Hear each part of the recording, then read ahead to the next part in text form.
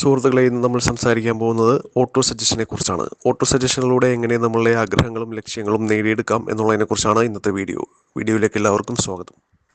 പഞ്ചേന്ദ്രിയങ്ങളിലൂടെ നാം നമ്മളുടെ മനസ്സിലേക്ക് നൽകുന്ന നിർദ്ദേശങ്ങളെയാണ് ഓട്ടോ സജഷൻ എന്ന് പറയുന്നത്. മനസ്സിനെ നല്ല വളക്കൂറുള്ള മണ്ണ് നിറച്ച ഒരു ചെടിച്ചട്ടിയായി സങ്കല്പിക്കുക. അതിലേക്ക് നമ്മൾ നല്ല ഉപകാരപ്രദമായ വിളകളും വിത്തുകളും അതിൽ നമ്മൾ പാകുകയും അതിൽ നിന്ന് നമ്മൾ വിളവെടുക്കുകയും ചെയ്യുമല്ലോ.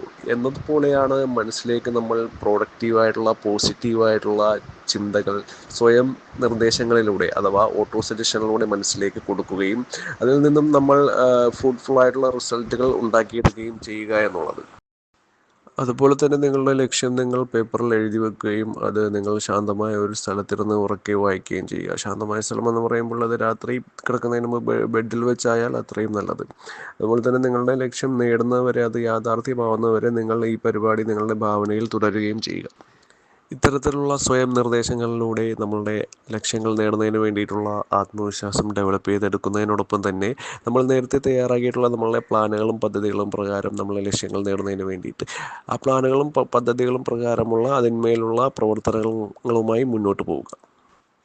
ഓർക്കുക, പോസിറ്റീവ് ഇമോഷനുകൾ മിക്സ് ചെയ്തുകൊണ്ട് ഉള്ള നിർദ്ദേശങ്ങൾ മാത്രമേ സബ് കോൺഷ്യസ് മൈൻഡിലേക്ക് ഇറങ്ങുകയുള്ളൂ, അല്ലെങ്കിൽ സബ് കോൺഷ്യസ് മൈൻഡ് സ്വീകരിക്കുകയുള്ളൂ. നമ്മൾ നേരത്തെ പറഞ്ഞതുപോലെ വിശ്വാസം, സ്നേഹം അങ്ങനെയുള്ളതായിരിക്കുന്ന വേറെയും ചില പോസിറ്റീവ് ഇമോഷനുകളുണ്ട്.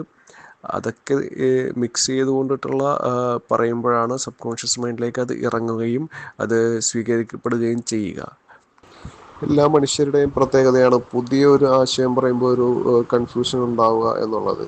പക്ഷേ ഈ പുസ്തകത്തിൽ പറയുന്ന കാര്യങ്ങൾ നമ്മൾ ഫോളോ ചെയ്യുകയാണെന്നുണ്ടെങ്കിൽ അത് തീർച്ചയായിട്ടും നമ്മളുടെ വിശ്വാസമായി മാറും. ഡൗട്ടെല്ലാം മാറി അത് വിശ്വാസമായി മാറുകയും അതുവഴി നമ്മളുടെ അത് വിശ്വാസമായി മാറുക വഴി നമ്മുടെ ജീവിതത്തിലെ പോസിറ്റീവായ റിസൾട്ടുകൾ ഉണ്ടാവുകയും ചെയ്യുന്നതാണ്.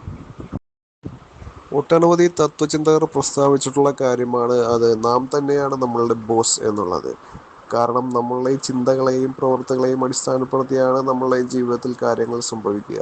നമ്മൾ അകത്തോട്ട് കൊടുക്കുന്ന, നമ്മളുടെ മനസ്സിലേക്ക് കൊടുക്കുന്ന നിർദ്ദേശം എന്താണോ അതിനനുസരിച്ചായിരിക്കും നമ്മളുടെ ജീവിതത്തിൽ റിസൾട്ടുകൾ ഉണ്ടാവുക എന്നുള്ളത്.